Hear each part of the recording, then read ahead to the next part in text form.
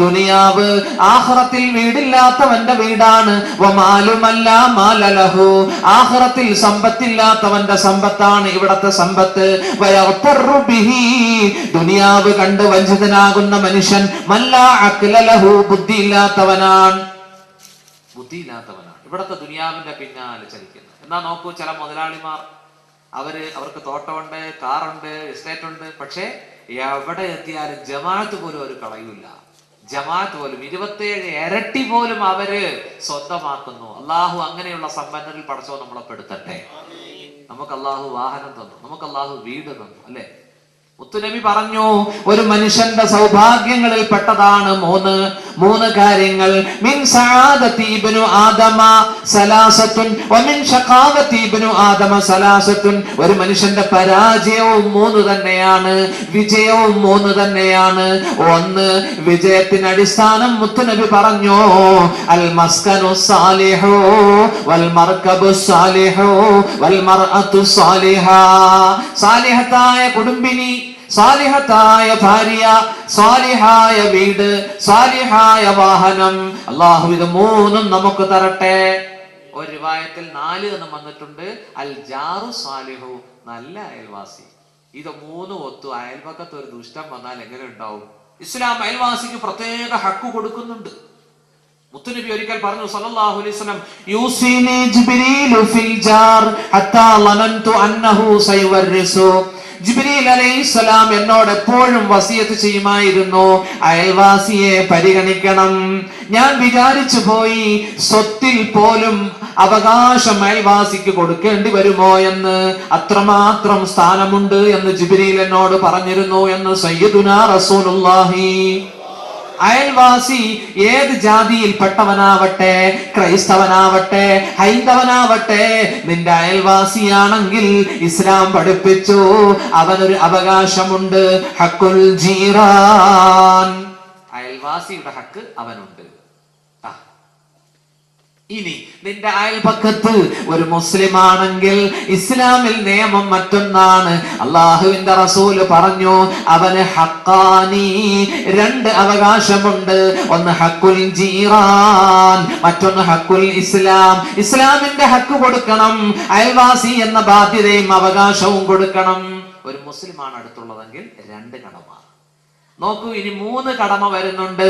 നിന്റെ അയൽപക്കത്ത് നിന്റെ ചിന്നത്താട മകനാണെങ്കിൽ, നിന്റെ പിതൃവ്യനാണുള്ളതെങ്കിൽ, കൊച്ചുമ്മയുടെ മക്കളാണുള്ളതെങ്കിൽ 3 ഹക്കുണ്ട്.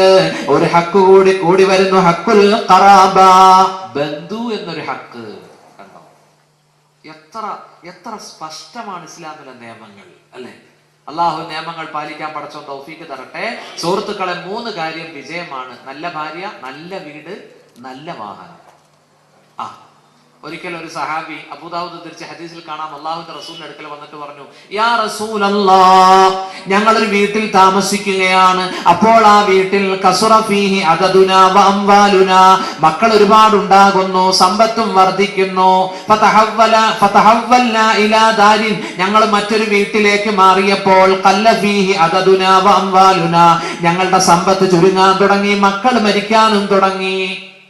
അള്ളാഹുവിന്റെ റസൂൽ എന്ത് പറഞ്ഞു കാണും സല്ലല്ലാഹു അലൈഹി വസല്ലം? അടങ്ങി ഒതുങ്ങി അവിടെ കഴി, അള്ളാഹിനെ തവക്കുലാക്കി ജീവിച്ചോ എന്ന് പറഞ്ഞോ? അള്ളാഹുവിന്റെ റസൂൽ എന്ത് പറഞ്ഞു? നീ അവിടെ താമസിച്ച് നീ പരീക്ഷണം അതിജീവിക്കേണ്ടതില്ല, നീ അതിനെ ഉപേക്ഷിച്ചേരെ. എപ്പോഴും എടുത്തപ്പം പോലെ തട്ടും മുട്ടുക. ഏതിന്? ഈ 2 വീലറിന് അല്ലെങ്കിൽ കാറിന്. അത് വെച്ചോണ്ടിരിക്കണോ ഉസ്താദേ? അത് കൊടുത്തൊഴിവാക്ക്. അപ്പൊ പിന്നെ നിങ്ങൾക്കൊരു സംശയം, കെട്ടിയ അന്ന് മുതൽ ആ പെണ്ണ് സ്വസ്ഥത തരുന്നില്ല, എന്നാ അവളെ കൊണ്ടേ വീട്ടിൽ വിട്ടേക്കാം. നടക്കുവോ? തൽക്കാലം, അതാ നേരത്തെ അലിയാരി തങ്ങൾ പറഞ്ഞത്, ഇത് ഭാരമാണ്, ഇതിനെ ചുമക്കുക തന്നെ. ഏതിനെ? പെണ്ണുങ്ങളൊക്കെ ഇപ്പൊ എനിക്കെതിരായി. ഇനി അവരെ പൊക്കണം, അല്ലേ? അവരെ പൊക്കണം. ഇൻഷാല്ലാ പൊക്കാവുന്നേ. അള്ളാഹു പടച്ചവൻ നമ്മുടെ ഭാര്യമാരെ സ്വാലിഹത്താക്കി തരട്ടെ. എന്താ സാലിഹത്തിന്റെ മാനദണ്ഡം? സുഹൃത്തുക്കളെ, ഇന്ന് നമുക്ക് കുടുംബജീവിതം ചർച്ച ചെയ്യാം. ഒരു പെണ്ണ് സ്വാലിഹത്താകേണ്ട മാനദണ്ഡം 3 സിഫത്താ. എന്റെ ഭാര്യയാണെങ്കിലും നിങ്ങളുടെ ഭാര്യയാണെങ്കിലും മുത്തുനബി പറഞ്ഞു, ഖൈറുൻ നിസാഇ ഇംറഅത്തുൻ, സ്ത്രീകളിൽ ഏറ്റവും നല്ല സ്ത്രീ 3 സിഫത്തുള്ളവളാണ്, ഗുണമുള്ളവളാണ്. ഇന്നലർത ഇലൈഹാ സർറതുക, നീ അവളെ നോക്കുമ്പോൾ അവൾ നിന്നെ സന്തോഷിപ്പിക്കണം. പ്രിയപ്പെട്ട പ്രിയതമനെ സന്തോഷിപ്പിക്കുന്ന ഭാര്യ. വ ഇന്നമർതഹാ അതാഅതുക, ഭർത്താവ് കൽപ്പിക്കുമ്പോൾ അനുസരിക്കുന്നവൾ. വ ഇൻ ഗിബ്ത അൻഹാ, നീ അവളുമായി അകലുമ്പോൾ ഹഫിളത്ക ഫീ നഫ്സിഹാ വ മാലിക, അവളുടെ ശരീരം അവൾ സൂക്ഷിക്കുകയും നിന്റെ ധനം കാത്തു സംരക്ഷിക്കുകയും ചെയ്യുന്നവൾ അമാനത്താണ്. ഭർത്താവിനെ സ്നേഹിക്കുന്നവൾ, ഭർത്താവിനെ അനുസരിക്കുന്നവൾ. ഭർത്താവ് അകന്നാൽ, വിദേശങ്ങളിലേക്ക് പോയാൽ 2 കാര്യം സൂക്ഷിക്കുന്നവൾ. ഒന്നവളുടെ ശരീരം, നിന്റെ ധനം. കണ്ടോ, ഇത് ഈ 3 സിഫത്തും ഒരു പെണ്ണിനുണ്ടോ അവള് സാലിഹത്താ. മുത്തുനബി പറഞ്ഞു, അങ്ങനെയുള്ള സാലിഹത്തായ പെണ്ണ് വെള്ളക്കാക്കയെ പോലെയാ. ലോകത്തുള്ള കാക്കയൊക്കെ കറുത്തല്ലേ, വെള്ളക്കാക്ക വളരെ അപൂർവല്ലേ. അപ്പൊ അങ്ങനെയുള്ള പെണ്ണുങ്ങൾ അപൂർവമാണെന്നാണോ? പടച്ചവനെ, അള്ളാഹു നമ്മളെ എല്ലാം ആ കൂട്ടത്തിൽ ഉൾപ്പെടുത്തി അനുഗ്രഹിക്കട്ടെ. ഈ ഹദീസ് മുന്നിൽ വെച്ചുകൊണ്ട് സുഹൃത്തുക്കളെ, ഒരു കവി ഒരിക്കൽ പാടി, പൂമുഖവാതിൽക്കൽ സ്നേഹം വിടർത്തുന്ന പൂന്തിങ്കളാകുന്നു ഭാര്യ, ദുഃഖത്തിൻ മുള്ളുകൾ പൂവിരൽ തുമ്പിനാൽ പുഷ്പങ്ങളാക്കുന്നു ഭാര്യ, മന്ദസ്മിതങ്ങളാൽ നീറും മനസ്സിന് ചന്ദനം ചാർത്തുന്നു ഭാര്യ. വൈകിട്ട് കച്ചവടം കഴിഞ്ഞ് അതാ പ്രിയപ്പെട്ട പ്രിയതമൻ കയറി വരുമ്പോ തന്നെ തന്റെ സഹധർമ്മിണിയുടെ ഒരു ചിരി, ആ ചിരിയിൽ എല്ലാ ദുഃഖവും അലിഞ്ഞു പോകും. അല്ലെ, എടീ നീ ഭക്ഷണം കഴിച്ചില്ലേ? ഞാൻ എങ്ങനെ കഴിക്കും? മച്ചായില്ലാതെ ഞാൻ കഴിക്കുവോ? അങ്ങനെയൊക്കെ ഒന്ന് കേൾക്കാൻ അള്ളാഹു തൗഫീക്ക് ചെയ്യട്ടെ. പെണ്ണുങ്ങളെ അങ്ങനെയൊക്കെ ചുമ്മാ ഒന്ന് പറ, ആത്മാർത്ഥ സ്നേഹമില്ലെങ്കിൽ ഒന്ന് പറഞ്ഞേരെ അങ്ങനെയൊക്കെ. ഒരിക്കൽ ആയിഷ ബീവി അള്ളാഹുവിന്റെ റസൂലിനോട് ചോദിച്ചു, അയ്യുന്നാസി അഹബ്ബു ഇലൈക യാ റസൂലല്ലാഹ്, അള്ളാഹുവിന്റെ റസൂലേ, അവിടത്തേക്ക് ഏറ്റവും ഇഷ്ടം ജനങ്ങളോട് ആരോടാണ്? അപ്പോൾ മുത്തുനബി ചോദിച്ചു, എന്തിനാണ്? അങ്ങാരെ സ്നേഹിക്കുന്നോ അവരെ എനിക്കും സ്നേഹിക്കാമല്ലോ എന്ന് ആയിഷ ഉമ്മ മറുപടി പറഞ്ഞപ്പോൾ അള്ളാഹുവിന്റെ റസൂല കവളത്ത് തൊട്ടുകൊണ്ട് പറഞ്ഞു, എനിക്ക് ഏറ്റവും ഇഷ്ടം നീയാണ്, നിന്നോടാണ് എനിക്ക് ഏറ്റവും ഇഷ്ടം. അപ്പോ ആയിഷ ഉമ്മ ചോദിച്ചു, എന്നാൽ അങ്ങേക്ക് ഏറ്റവും ഇഷ്ടം പുരുഷന്മാരിൽ ആരോടാണ്? അപ്പോൾ മുത്തുനബി പറഞ്ഞു, അബാക്, നിന്റെ ഉപ്പ അബൂബക്കറിനോടാണ്. ആയിഷ ഉമ്മ ചോദിച്ചു, സുമ്മ അയ്യൻ, പിന്നെ ആരോടാണ്? ഉമറിനോടാണ്. അല്ലാഹുവിന്റെ റസൂൽ സല്ലല്ലാഹു അലൈഹി വസല്ലം. അപ്പോ ഭാര്യയോട് ഇന്ന് രാത്രി വീട്ടിൽ പോയിട്ട് പറയണം, ഷമ്മാസ് ഉസ്താദിന്റെ വാഴ കേട്ടില്ലേ, പെണ്ണെ നീയാണ് എനിക്ക് ഏറ്റവും പ്രിയപ്പെട്ടത്. ചുമ്മാ ഒന്ന് പറഞ്ഞേരെ, പെണ്ണുങ്ങൾ പൊങ്ങും, കാര്യം നേടിയെടുക്കാം. മനസ്സിലായില്ലേ? അല്ലാഹു തആല അവരെ സന്തോഷിപ്പിക്കാൻ പടച്ചോൻ തൗഫീക്ക് ചെയ്യട്ടെ. സുഹൃത്തുക്കളെ, മുത്തുനബി അവിടുത്തെ ഭാര്യമാരെ വളരെ സ്നേഹിച്ചിരുന്നു. നോക്കൂ, ഖദീജ ബീവിയുടെ വഫാത്തിന് ശേഷം ബുഖാരി റിപ്പോർട്ട് ചെയ്യുകയാണ്, ആയിഷ ബീവി പറയാ, എനിക്ക് ഇത്രത്തോളം ദേഷ്യം ഖദീജയോട് ഉണ്ടായിട്ടില്ല, അത്രയും ദേഷ്യം ഉണ്ടായി. കാരണം എല്ലാ വർഷവും അല്ലാഹുവിന്റെ റസൂൽ ഖദീജ ഉമ്മയ്ക്ക് വേണ്ടി ആടറുക്കുമായിരുന്നു. എന്നിട്ട് ഖദീജയുടെ കൂട്ടുകാരികൾക്ക് ആടിന്റെ കുറകും കാലും മാംസവും കൊടുത്തു വിടുമായിരുന്നു. എപ്പോഴും ഖദീജയെ പറ്റി പറയാനേ മുത്തുനബിക്ക് നേരമുള്ളൂ. അപ്പോ എന്തിനാ അള്ളാഹുവിന്റെ റസൂല് ഇത്രമാത്രം പറയുന്നു? ഞാനല്ലേ അങ്ങയുടെ കന്യകയായ ഭാര്യ എന്ന് പറഞ്ഞപ്പോ അള്ളാഹുവിന്റെ റസൂല് പറഞ്ഞു, കാനത്തു മാ കാനത്ത്, ഖദീജയ്ക്ക് തുല്യം ഖദീജ മാത്രം. കണ്ടോ, ഖദീജയ്ക്ക് തുല്യം ഖദീജ മാത്രം എന്ന് പറഞ്ഞൊതുക്കുകയാണ് ചെയ്തത്. അള്ളാഹു നമുക്ക് നമ്മുടെ ഭാര്യമാരെ ആത്മാർത്ഥമായി സ്നേഹിക്കാൻ പടച്ചോൻ തൗഫീക്ക് ചെയ്യട്ടെ.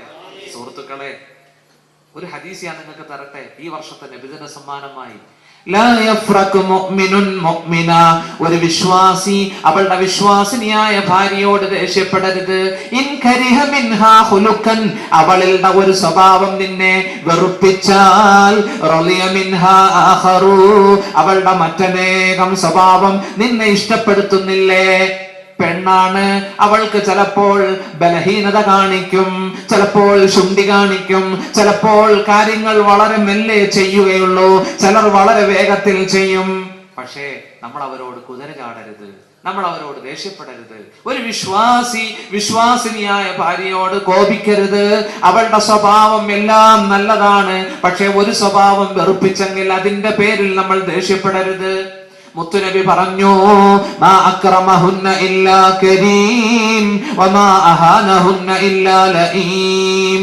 ഭാര്യമാരെ ആദരിക്കുകയില്ല, ഭാര്യമാരെ ബഹുമാനിക്കുകയില്ല മാന്യനല്ലാതെ. ഭാര്യമാരെ വമാ അഹാനഹുന്ന ഇല്ലാ ലഈം, ഭാര്യമാരെ ശപിക്കുകയില്ല ദുഷ്ടനല്ലാതെ, നിന്ദിക്കുകയില്ല ദുഷ്ടനല്ലാതെ. ഭാര്യമാരെ ഒരിക്കലും നിന്ദിക്കരുത്. അവരെ ബഹുമാനിക്കുന്നവൻ മാന്യൻ, അവരെ നിന്ദിക്കുന്നവൻ ദുഷ്ടൻ. അള്ളാഹു കാക്കട്ടെ. ഈ പദമൊക്കെ കേൾക്കാൻ നമ്മൾ ഇഷ്ടപ്പെടൂല, അല്ലേ? കാരണം എന്താ? നമ്മളിൽ ചിലർ അവരെ നിന്ദിക്കാറുണ്ട്. വീട്ടിൽ വരുമ്പോ തന്നെ തെറിയും വിളിച്ചോണ്ടാ വരുന്നത്, എടി ഒടുക്കത്തി എന്ന് പറഞ്ഞോണ്ടാ വരുന്നത്, അല്ലേ? ഞാൻ അന്തം വിട്ടു. ഈയിടെ 2 കൂട്ടുകാർ തമ്മിൽ മാർക്കറ്റിൽ വെച്ച് കണ്ടു. അവര് തമ്മിൽ സംബോധന ചെയ്യുന്ന എങ്ങനെയാണെന്നറിയോ? ഇവിടെ പറയാൻ പറ്റൂല, റെക്കോർഡ് ചെയ്യുന്നുണ്ട്. എടാന്ന് വിളിച്ചിട്ട് പിന്നെ പച്ച തെറിയാ. കൂട്ടുകാർ തമ്മിലേ ഇത് ജായിസ? കാണുമ്പോ തെറി പറഞ്ഞുകൊണ്ട് സ്വീകരിക്കുക പാടില്ല. അതുപോലെ ഭാര്യയെ പരാഗിക്കൊണ്ട് വീട്ടിൽ കയറി പോവുക, നിന്റെ ഒടുക്കത്തെ എന്നൊക്കെ പറയുക, അതൊന്നും പാടില്ല.